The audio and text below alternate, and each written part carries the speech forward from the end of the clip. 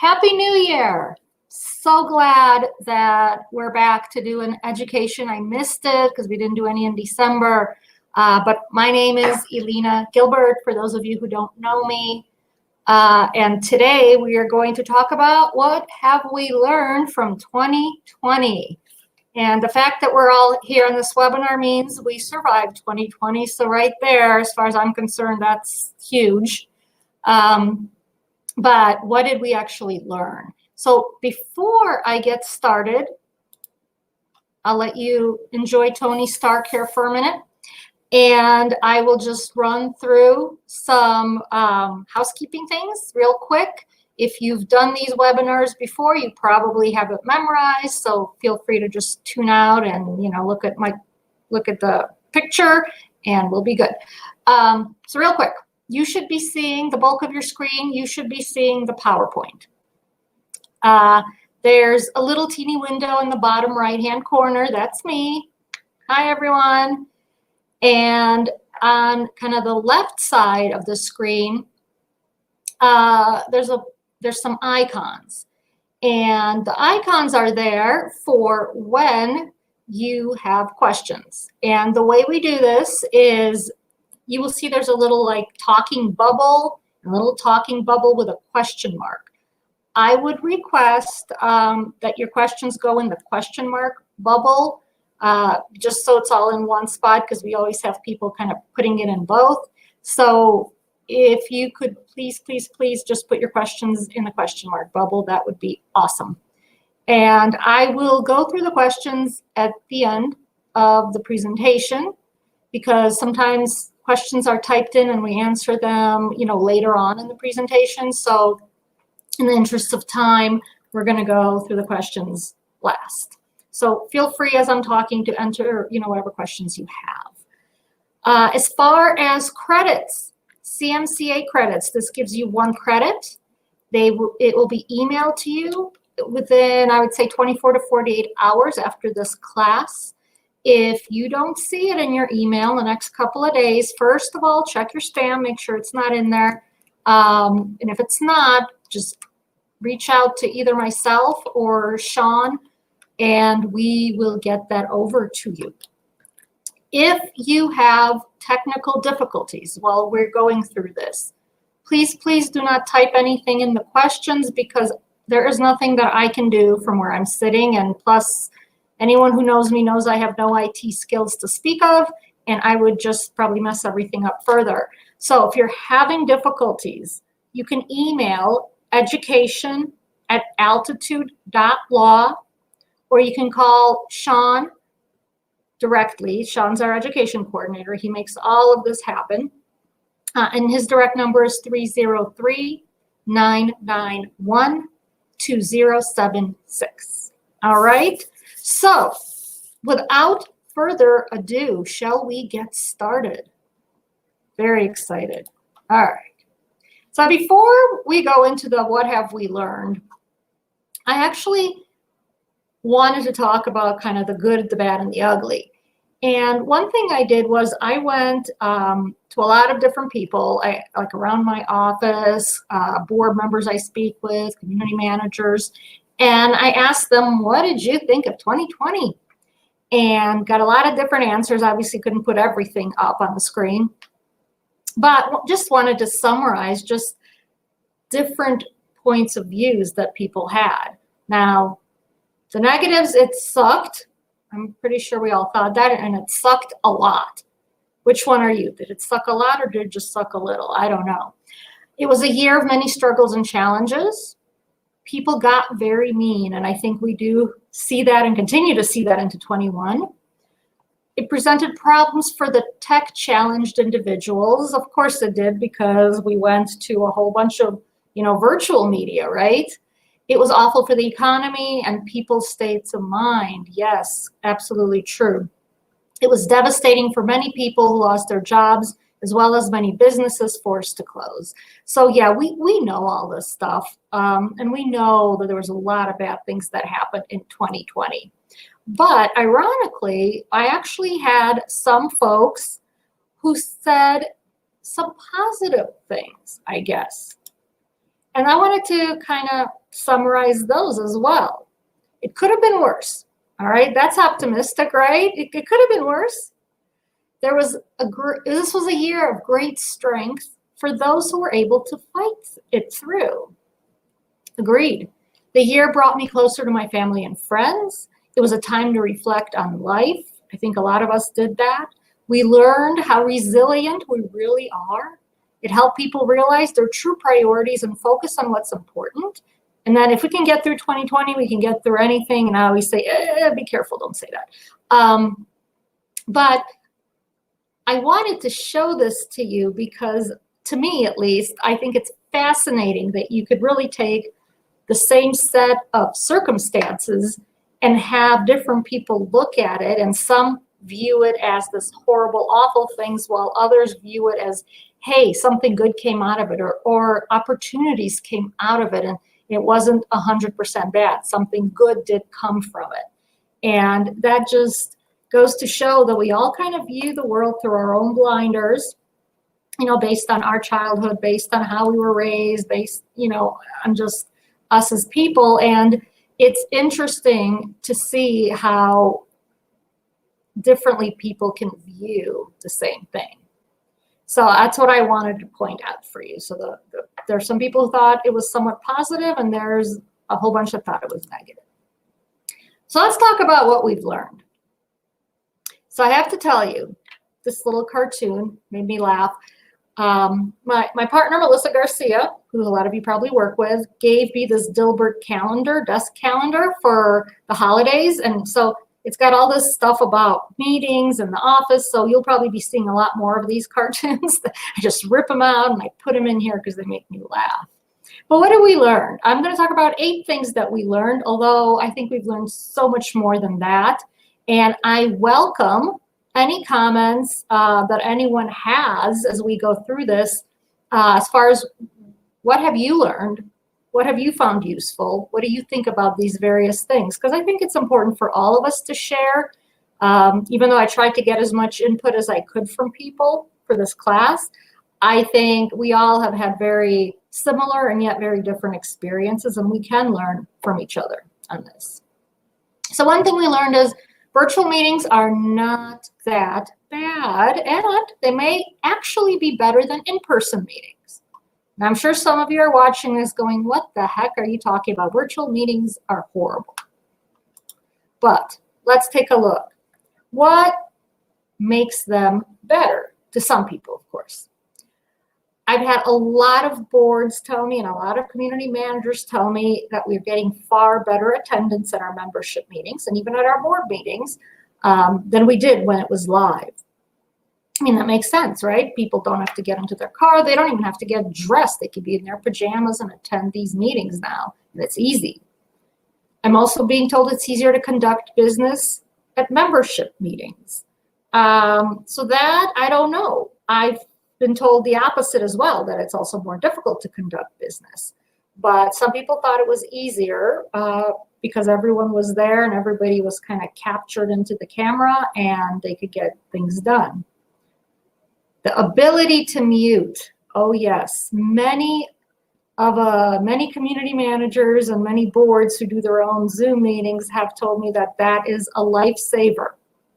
We used to get derailed a lot in physical meetings, and there would be a group of owners who were upset, and the mob mentality takes over, and it's hard to get past that in a live meeting. And what we saw a lot of times was meetings either lasted like 5 hours or nothing got done, or both, which is the worst of all worlds. And so the ability to mute people and to actually enforce specific timelines within which people can talk is much easier to control virtually because, again, we can mute and unmute them. Saves on driving time. Again, yes, you don't have to get in the car and drive anywhere. You can do it from home, and you don't have to dress up from the waist down unless you turn your camera off, in which case you can do whatever you want. As an attorney, I can tell you, for me personally, it was so much easier. It still is to do virtual meetings. I do them from home in the evenings which means, yes, I can wear my pajama bottoms, but you would never see that because I'm dressed very nicely on top. And it's amazing how much more comfortable you are kind of in your own home talking to people through the computer than you are actually being at a meeting, and you're uncomfortable. You're wearing high heels. You're wearing a tight suit.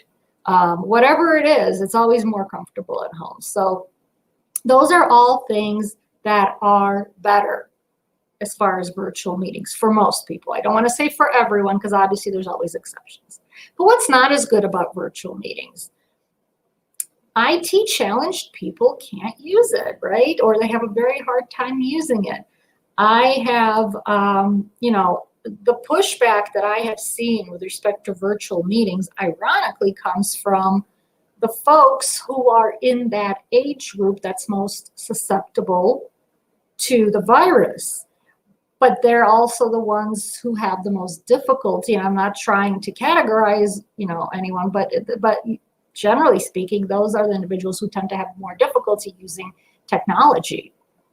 And so it's kind of a damned if you do, damned if you don't situation.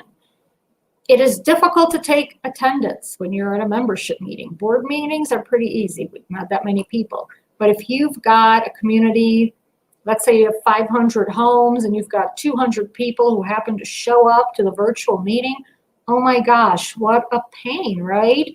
And I know community managers have done some really creative thinking with how they are going to take attendance. I've seen some of you just put everyone in a virtual lobby and you let in 1 or 2 folks at a time and mark them off. I've seen managers put everyone in, but then basically go through and have everyone kind of introduce themselves and say their name. There's lots of different things that have been used by community managers, but none of them I don't think are super easy. And finally, it is so difficult to vote, right? It's especially with secret balloting, but how do you vote when you don't have a piece of paper to write on? So again, we're going to talk about the technology piece of it later on, but right now, as things currently are, and the systems and the platforms being what they are, it is definitely not easy to vote. The more people you have, the least likely it is that you're going to be able to do a regular, real vote of the community when you have a meeting. All right, what else have we learned? Colorado law is a little bit outdated when it comes to virtual meetings. Absolutely true. I think we saw that in lots of facets, but the few I would like to focus on are the Kiowa meeting notice. What does Kiowa say about a meeting notice? It has to contain the time, the place, the location of the meeting. A location definitely implies some sort of a physical presence, does it not? So we have had to get fairly creative with that. And what we've done, for those of you who have, for example, adopted virtual meeting policies, one of the things we put in there is that you have to put the location, but also whether or not attendance must be virtual or whether you can have attendance at that location. What have we used as the location? Well, we typically say if you're hosting the meeting, then it's going to be your address or the clubhouse address. So if it's the management company that's setting this up, the management company office or one of the offices is going to be the location. If it's an individual board member for like a self-managed community and there's a clubhouse, I'd say use the clubhouse. But be very clear in your notices that you are not to attend physically. This is basically the location where the meeting gets run from, but it's not for attendance purposes. And ideally, we wouldn't want to have to put any of that in there because it seems silly for a virtual meeting. No easy mechanism for secret elections via mail ballot. All right, so 2 different things here. Sorry, got kind of convoluted. There's no easy mechanism The Colorado law does not provide any different set of circumstances for us with respect to elections in a virtual meeting.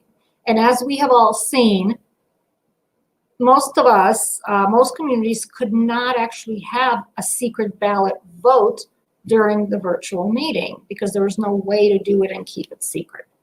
And so most of the communities end up having to use the mail ballot system, which is a completely different process. And although, it involves a whole bunch of, paper and mailing and things like that, it has worked for us, but it's a separate action that we have to do after the meeting is concluded. And so Kiowa, the Nonprofit Act, none of these statutes have any guidance for us on how we can conduct elections when it's a virtual meeting. So just by way of warning, if we see some of the legislation proposed last year that went away because of COVID, if we see some of it rise up again, we might see proposed legislation where the secret ballot requirement is not only removed, but secret ballots are prohibited. There was some proposed legislation having that kind of prohibition in there to take away all the privacy, all the secrecy. So on the one hand, if we have that legislation proposed and it passes this year, we're not going to have to deal with secret ballots, but that also means no one's going to be anonymous anymore when it comes to elections. So what's better? I don't know. And then finally, there's no specific provisions in our statutes that specifically address virtual meetings. So what we have right now are provisions that say, if you can hear everyone at the meeting and everyone can hear you, you are deemed to be present at the meeting. That's all we have. So arguably, yes, we can have our virtual meetings if everyone can hear everyone else. But what about the visual aspect? And what about special conditions of virtual meetings? None of that, we have any guidance to any of that through a statute. And again, there might be some talk of legislation that would address that, but until it's introduced and approved and passed, we don't have anything. So we are a little bit behind the 8 ball, I think, when it comes to Colorado law and virtual meetings. And I think we might see some changes in that down the road. Hey, what have we learned? We can actually do virtual hearings and trials. Oh my gosh. So obviously for us attorneys, that's huge, because I talked with some of our litigators yesterday and they said when this first came up, they didn't know what to do with it. Nobody knew what it meant to have virtual hearings and virtual court appearances. People were confused. It was crazy and very, but kind of throughout the year, it worked itself out somewhat. And right now, courts are pretty much virtual. And for you out there in the audience who have been, witnesses or have been asked to attend hearings with the attorney for your associations, you've probably gotten a taste of what that looks like. But for other folks, maybe not. And so it's a very interesting process, to say the least.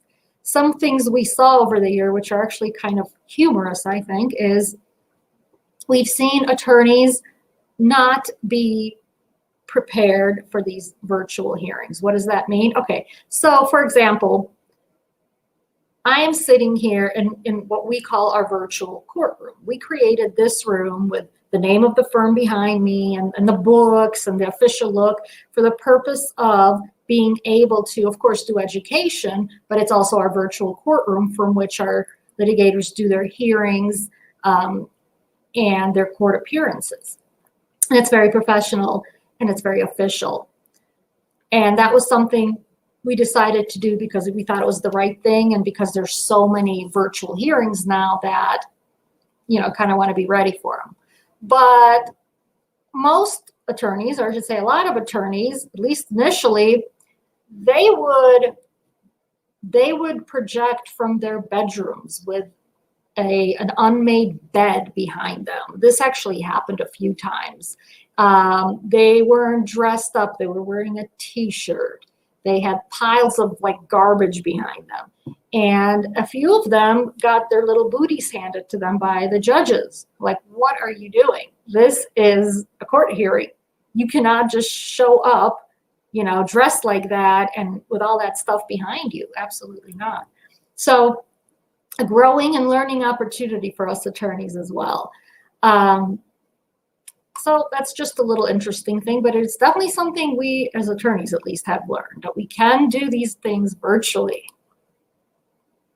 Say hello to Firefox. This is probably one of my favorite pictures. Technology.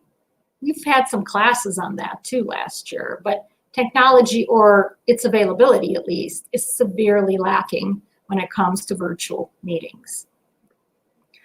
We've already talked about the difficulty in taking attendance, right? We've talked about the difficulty with voting and secret ballots and really anything. And associations that actually looked into this piece, as far as what kind of platforms are out there are some platforms that will do that, but they are so cost prohibitive. I don't really know of any association that spent the money on them.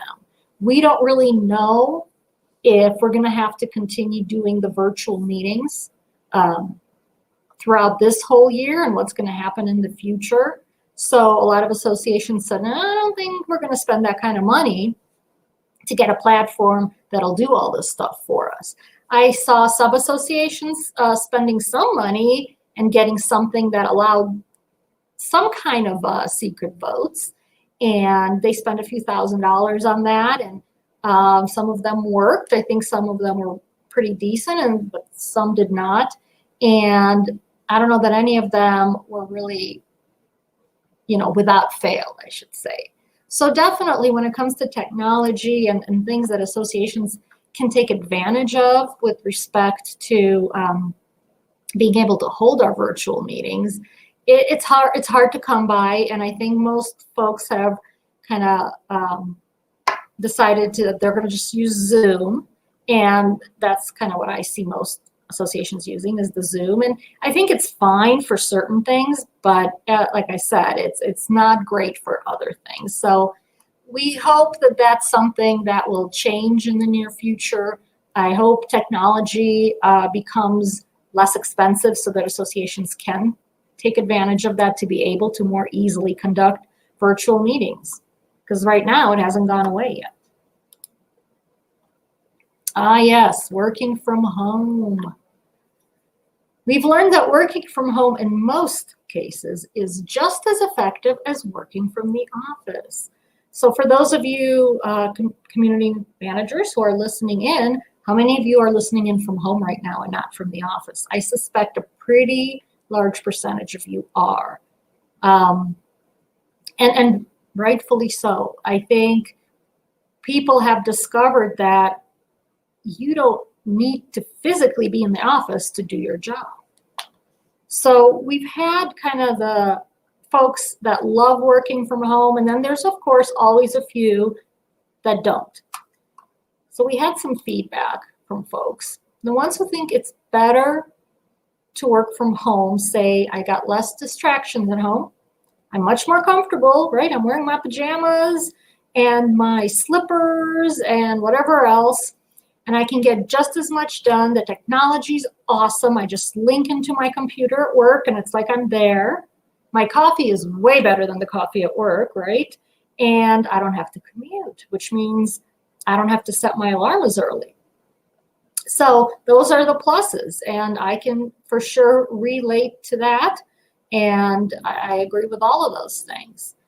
The folks that didn't really like working from home, and there's a few, said there's too many distractions. So we got one group saying there's less distractions and one group saying there's too many distractions. And I think that group is those folks who have a whole bunch of other people in the house. They've got, you know, the kids learning remotely. They got the spouse also working from home. And there's just a whole bunch of stuff going on in the house that makes it difficult to concentrate. There's some folks that said, my internet sucks, so I can't really get a good connection, so it's very difficult for me to work from home. And yes, I can see where that would be a problem. I miss the people. One of my legal assistants here in the office, she would welcome the opportunity to work here in the office every single day, regardless of COVID, because she misses the interaction with people, and she prefers to be in a work environment where there's people around her. That works better for her. But the kitchen is so close. It's true, right? You're working at home. Oh, wait, I'm gonna go get a soda. I need some chips. What do I want to eat? Do I have some chocolate? Let's go look for chocolate. I do that all the time. And of course, the must love my puppies and kitties. For those of you who have pets, whether you have puppies, kitties, or birds, or pigs, or bunnies, or snakes, which we have a whole bunch of, you know what it is. You want your pets are there and you want to play with them, and sometimes that is a distraction because you got little doggies barking at you wanting to play and little kitties purring at you, but that's a distraction. So again, what have we learned? We've learned that we can definitely work from home. We can still be productive from home, but some people like it more than others, right?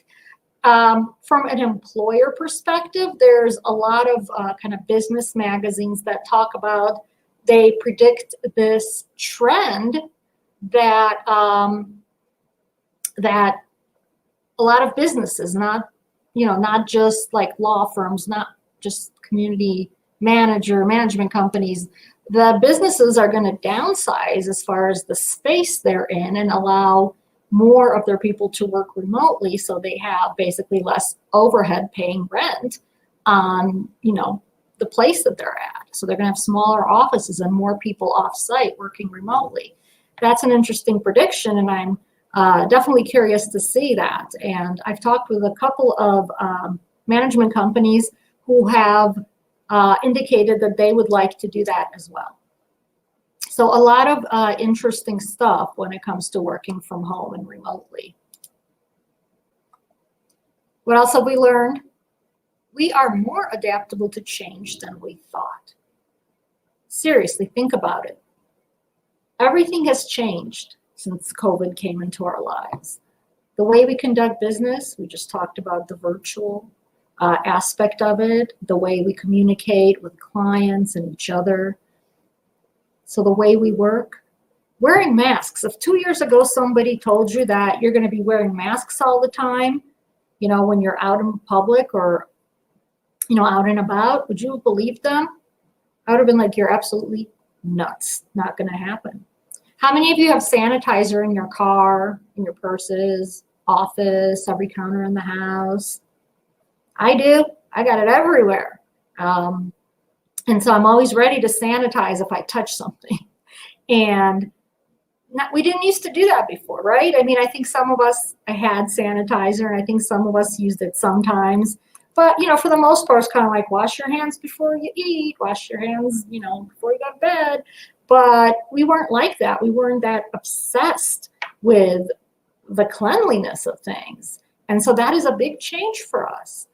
The way we recreate, there you go. Recreation has changed, right? With social distancing and masks and group sports and all that stuff. That's all changed too. It's very different now. And over the year of 2020, we kind of got used to it. We kind of bought into it. Maybe we don't like it, but we adapted to it and we do it.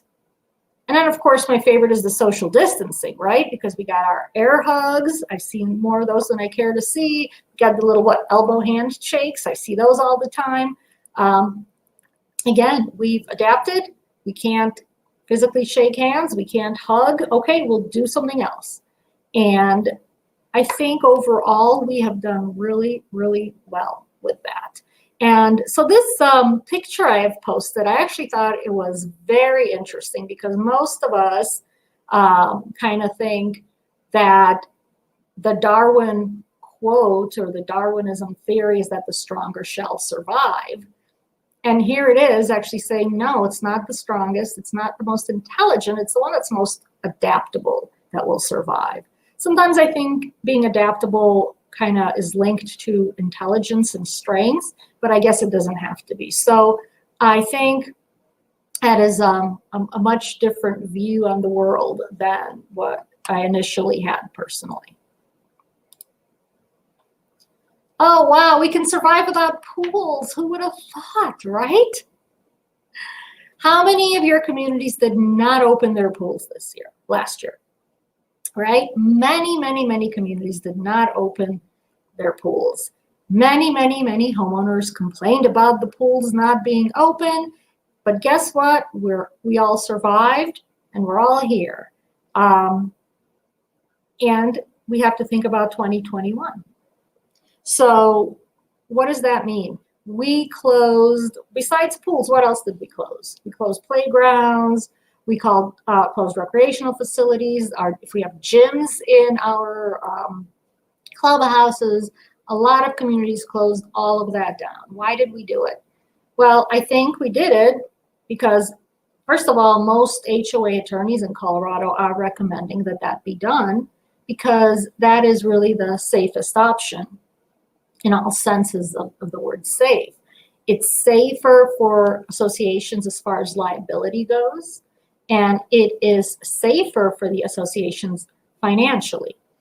We've had these conversations and we say, look, we've all discovered this year, and maybe that's something I should have put as what have we learned? We have learned that insurance does not cover claims that allege that someone got a communicable disease in a common area. They don't, they never have, but it's never really come up before because we've never had such a huge communicable disease. So here we've got this virus and somebody goes in, they use the swimming pool, later they get tested and they test positive for COVID and they say, well, by golly, I know I got that at the swimming pool because I saw my neighbor Joe there and I know that his sister's husband's brother tested positive a few weeks ago. So I know I got it at the pool. And what am I going to do? Well, I think I might sue the association because some money in there for me. Why not? And that is a very realistic situation. And the concern is whether or not the person got COVID at the pool or in any common area, that's irrelevant. They probably didn't. But you have to still go to a judge and prove to them that that's the case. And the money to prove that is huge, right? We talked about easily being over $100,000 in legal fees because us attorneys are expensive. And who wants to spend, even if you have an extra $100,000, which a lot of communities do not, who on earth wants to spend that on us attorneys? I don't even want to spend that on attorneys, you know? So why put yourself in the position where that's a risk? So again, a lot of communities did close their pools.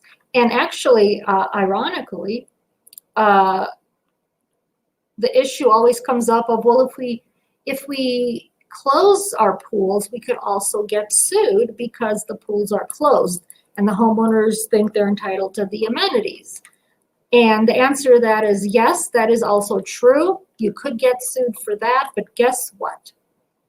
You are going to have insurance coverage for that because liability and directors and officers insurance policies, they do cover those kinds of claims.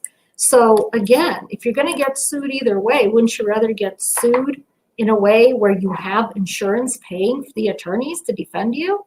I think that makes the most financial sense. And so that's really what we've been dealing with. In talking with some of our litigation folks here at the office, one of the things they're saying is we might have to keep pools closed in 21 as well. We don't know how things are going to work out with COVID. We don't know the issues that we might see with respect to the vaccine or who's going to get it by that point or who's still going to be vulnerable. And there is a suspicion that perhaps we might have to go through this whole pool issue all over again. So I don't want to freak anyone out, but that's just a prediction.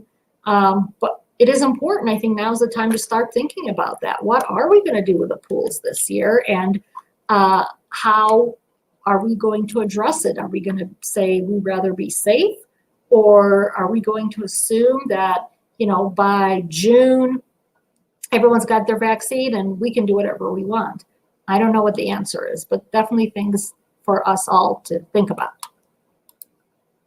All right, come on. Did any of you think this was going to happen? Face masks are a fashion statement. Oh my gosh, seriously, don't get me started on this. But when I first saw people starting to wear colorful masks, this just says a little about me. I was like, oh my God, what are people thinking? Why can't they just wear regular masks? This, you know, it's going to go away soon. What is wrong with people? Must they make it into a fashion statement? Of course, now here I am. You know, you probably can't see, but I've got my little colorful Snoopy mask that I like to wear, as well as a whole bunch of other ones. I've got some with lizards on them, some with other things on them. So, you know, here I am, the hypocrite. But really, who would have thought that all of a sudden face masks become a fashion statement? I'll be honest, it wasn't me. Definitely wasn't me. So those are like kind of the 8 things I wanted to talk about as far as what have we learned. You know, there's a lot of other stuff out there. And again, if you guys want to type in and share some of those things, that's awesome, because I think we could all learn from each other. But moving on, let's talk a little bit about what worked and what didn't work for some of our communities, right? And there were a lot of different things that people tried over the course of the year, and some things worked out very well, some worked out well for some but not for others, and some just miserably failed. So maybe we can learn from that going into 21. So what worked? So assessment moratoriums.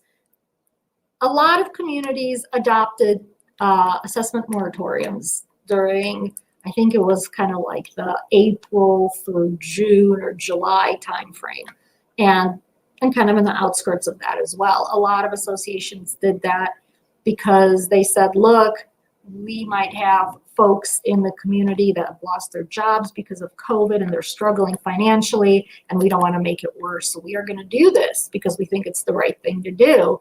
And a lot of associations adopted these moratorium policies. And I think those worked well. I think a lot of the homeowners were thankful for that and they appreciated it. But of course, then when the moratoriums expired, those same homeowners said, what do you mean? Give us, more. And they weren't happy anymore. But the assessment moratoriums, I think, worked. And I think they built a lot of trust with some associations between homeowners and boards. I think virtual meetings worked, even though there's always going to be folks that hate it and don't want to use it. I think overall we can safely say that virtual meetings worked. We got stuff done. We had elections, even though most of them were not during the meetings. We had a lot of budget ratification meetings, right? And got a lot of budgets ratified. We had a lot of board meetings that seemed to go just fine virtually. I attended a lot of board meetings and a few annual meetings this past year that were all virtual. And honestly, with the exception of a few, I think they got the job done. So I say, in my opinion, virtual meetings were definitely a success. Virtual meeting policies, another success, I think. A lot of communities adopted virtual meeting policies that we drafted for them. What was the point of having those policies? Consistency. Because this is new. It's still new for us. What do we have to do? We don't have the law guiding us. So the virtual meeting policies, they basically piggybacked on the conduct of meeting policies that associations had and said, okay, in the case of a virtual meeting, what changes with respect to the notice? What changes with respect to how are we going to take attendance? How are we going to vote? How are we going to discuss business? How are we going to make sure that people conduct themselves appropriately? And it's set forth all these different things. How do we, accept proxies? What does that look like? all sorts of stuff that we kind of, don't really have guidance on. But this policy provided guidance for associations, and so they could follow it every single time they had a virtual meeting, and it was always going to be the same thing. And they knew that it encompassed everything, at least that the law requires it to encompass. So I think virtual meeting policies were a great success. Trying to hold blended meetings. So there's a question mark there. The question mark is, I think it falls under kind of both categories. So a blended meeting is basically where people can attend in person or virtually, and we blend the two. And I had a lot of folks telling me that they did this kind of thing. They did these meetings and they worked out really, really well. Of course, there's also the flip side where they didn't work out. But I think the key is probably technology and making sure you have a mechanism to make sure that the people that are virtually attending and the people that are physically there can hear each other and actually have a way to participate in exactly the same way. And I think the meetings that were successful thought that out and set it all up, well, so that they were ready to go. And the meetings that weren't very successful like that is because they didn't think it through and they just figured, we'll just have, a little computer here in the corner, right, in the corner of the office, and they'll watch the board talking and hear everything, and it just didn't work that way. Mail ballot elections, although a pain in the butt, right, with the process, I still think it was successful because we had a lot of elections. And with the exception, of a few faux pas here and there, I think for the most part, they were very successful. And as much as we hated doing them and preparing all those documents and sending it out, I think it still was a success. Gathering community input. I've seen more associations, more boards and community managers reach out to homeowners last year than I ever have. A lot of email straw polls, a lot of informational virtual meetings, those types of things. I've seen that more in the last year than I probably had in the 5 years before that combined. And I think it worked for those communities that did it. They got homeowner buy-in, they got homeowner support, and that makes life so much easier. Finding the happy medium, what does that mean? Well, it means, we understand that there are circumstances in 2020 that might warrant us to take a slightly different approach on some things. And boards who were open to that and who weren't like, we don't care about COVID, we're going to do what we're going to do. Those kinds of boards were very successful in finding that happy medium.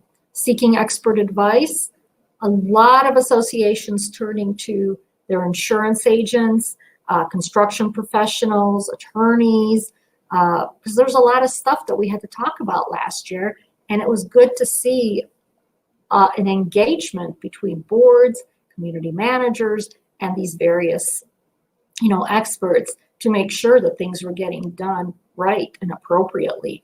And that was, I think, worked very well for most associations.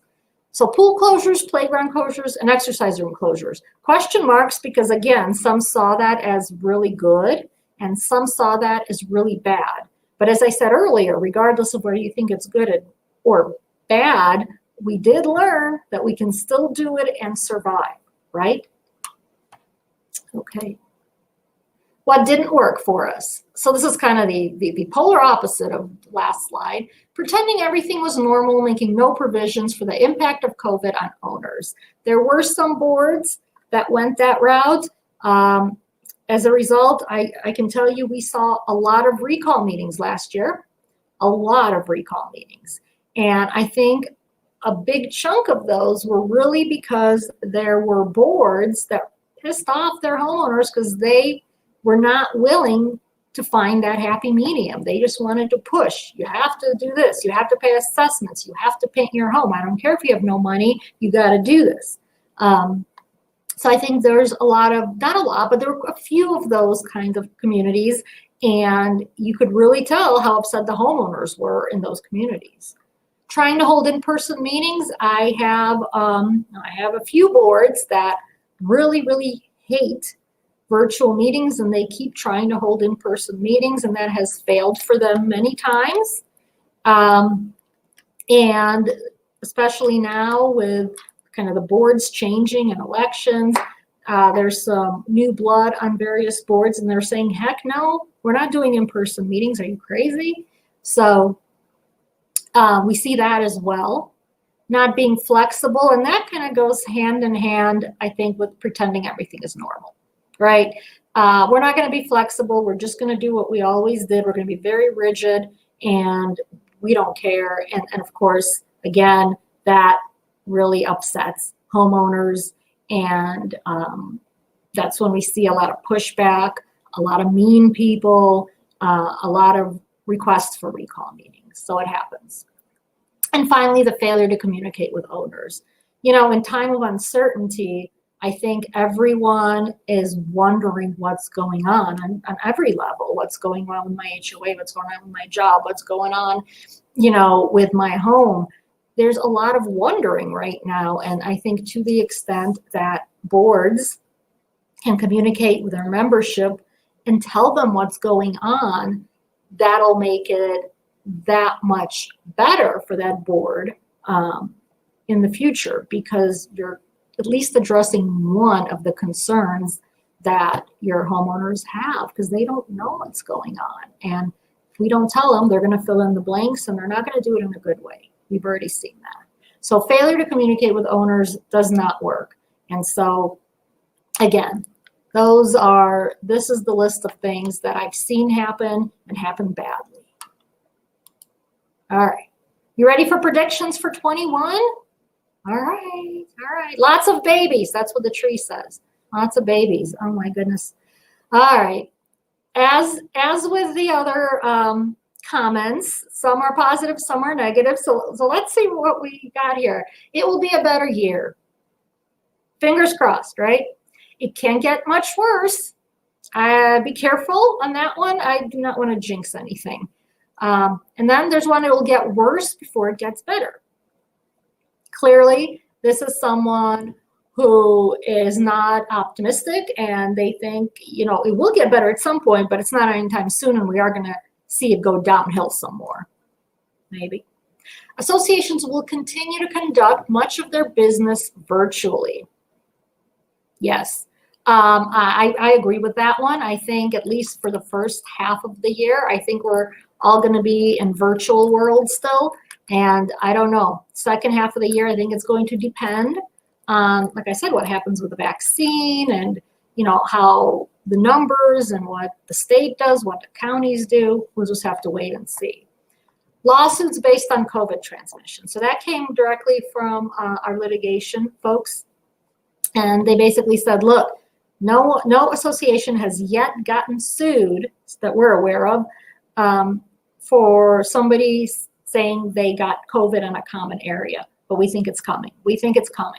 2020 was confusing for people. People didn't know what to do. They were like deer in headlights and weren't doing much of anything.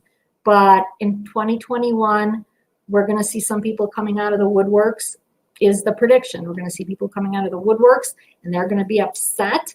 And whether or not they truly believe they got COVID in a common area, we're going to see some lawsuits. And I hope that's wrong. I really do, but that's the prediction.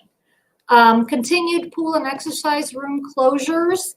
Again, we talked about that earlier. It's all going to depend on how things go, but definitely, we need to start thinking about these things now, because pool season will be here before we know it. And then, of course, the vaccine will help bring things to normal. I put normal in quotes. That's me, because I don't know what normal is anymore, and I don't think that anyone does. And I think we can probably agree that even when things are back to normal, they're not going to be like they were before COVID. I don't think they're ever going to go back to exactly the same way that they were before. So those are predictions. Let's see how many of them come true. Hopefully the positive ones do, but not the negative ones. And so while I go through questions, I would like you to realize that This has been going on since 1978, right? Right. Okay. All right, I have one question under questions, and then I think I have some under conversations. So let me do the question one first. The bylaws require board member election voting to be by secret ballot no matter what. The board agreed to have a secret mail ballot after the annual meeting.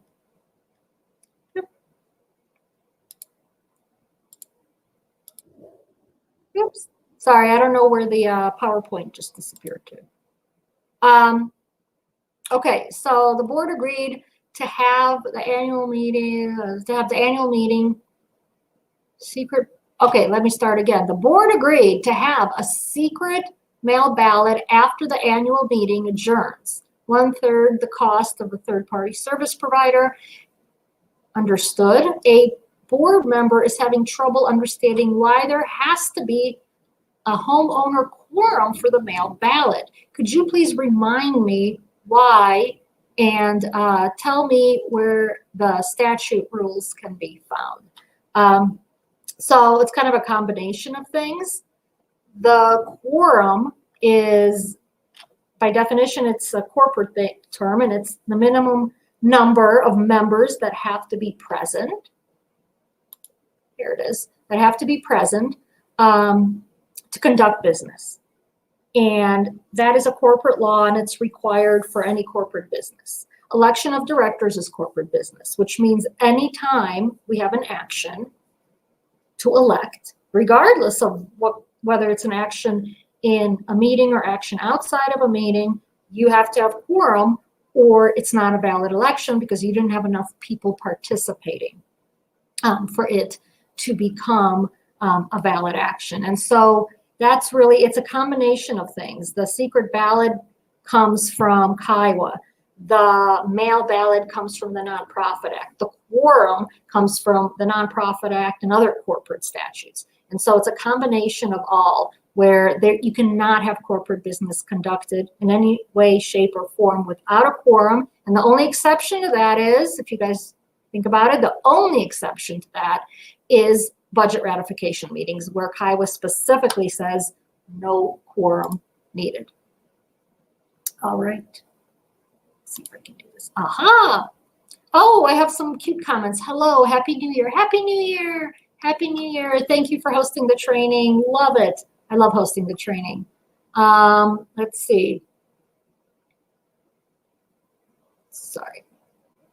Can you have secret voting online? So I think that's one of those things we talked about where we said if your community spends a whole bunch of money on a product that allows voting during the virtual meeting and it keeps it secret, and it can print out, you know, a tally of the votes, and it can print out actual ballots without names, then yeah, you can do that. But without that kind of technology, you can't. Have we learned anything about the risk of COVID-19 related claims? Last summer, it was also uncertain, except that the cases were being filed every day and we had no insurance. Many of us closed our pools and facilities, receiving your advice. So yes, we talked about that. I think this one was typed in before we had that whole discussion on that issue. Were there any lawsuits from someone claiming they got COVID in common areas? Again, not that we are aware of, but we think they're coming. We think they're coming in 21. I have found that boards are thinking about doing all meetings virtually, even after COVID is under control. Thoughts? All right, I'm a fan of that. For my own selfish reasons, of course, because it's easier for me. It's easier, I think, for a lot of people, as we talked about. It's easier for, I think, most of the community managers. It's easier for the homeowners. It should be easier for the board members as well. There's no reason not to do it. And I've heard a lot of talk about from different boards and different management companies about rethinking the way we have meetings, and that a lot of us are saying, why do we have to stop doing virtual meetings? At least the board meetings can be virtual. That's easy, right? So I think it's a great idea personally. I hope a lot of boards do that. And hopefully if we get some really good technology that's less expensive out there, we might even say, oh, we can do the annual meetings virtually too. Because by golly, it's good to be able to meet people and conduct business. There, I said it. I had the votes sent to me privately versus the chat to hold secret voting. Okay, so that's not going to work because then you, as the community manager or the board member, are getting these votes and you know how people voted. And that is not a secret ballot, because the secret ballot means nobody knows how people voted. Okay, so that's a conflict with Kiowa, and I would not do that. During this time, we have seen increased noise complaints in condo associations and high-level mail and packaging thefts, right? People are home. A lot of people aren't working, or they're not working at the office, and they're home, and they're trying to figure out what the heck they're going to do, right? We've seen a lot of covenant violations where people are taking on, you know, projects outside their homes, but oh, they forgot to get approval.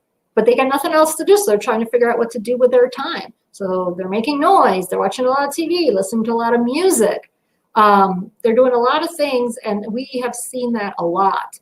The mail theft, I think we've seen more crime in general during this time, especially in certain localities. So yeah, those are all things that are happening, and they're kind of those unintended consequences of COVID. So how is mail ballot considered secret? The envelopes usually have the return address on them. So if you do a secret mail ballot, you're going to have to use a double envelope system. And a lot of you have already done this, where it's kind of like when you vote by mail for, you know, government positions. You have a blank envelope and you put the unmarked ballot in the blank envelope, and then the blank envelope goes in the envelope that has the return address on it, so that the management company, when it gets that envelope, marks off the person as having voted. But then we take out the blank envelope that has no identifying marks, and we throw it in a pile of blank envelopes that get open at the end. What is your taking on enforcing the mask wearing in common area? So I've had this conversation with a lot of boards, especially ones for like high-rise communities in the downtown area. And I think the end result is it's going to be very difficult from a practical perspective to be able to enforce that. What are you going to do? Right? I've had some boards try calling the police, and the police doesn't really do anything. I've had boards, you know, sending violation letters and telling homeowners that they see in the common areas, hey, you got to put on your masks. And, you know, they basically get a finger. I won't tell you which one, but a finger. And I'll give you a hint, it's not a thumb, okay? So practically speaking, it's very difficult to enforce. And associations have definitely found that it's, you know, not the easiest thing. And so I don't think realistically we're going to see that happening. Okay, last question. In my high rise, the owners police themselves, and I ensure the contractors have masks when they enter the building. That's great. I wish we had more communities that police themselves, but you know, as you know, there's a lot of people who do not wish to be responsible for their actions, and they don't believe in the mask, and by golly, they're going to do what they're going to do. So I appreciate those communities where homeowners are responsible and do wear their masks. So thank you, everyone. I am so happy we got to start our programs again. Very excited. Our website does have all the upcoming programs. A lot of them are still show up as live. They may be converted to virtual based on COVID and what's going on and whether or not we can all be together in person. But we'll keep an eye on it, and please sign up for more programs. We love doing these. Thank you so much, everyone, and happy New Year. Thank you.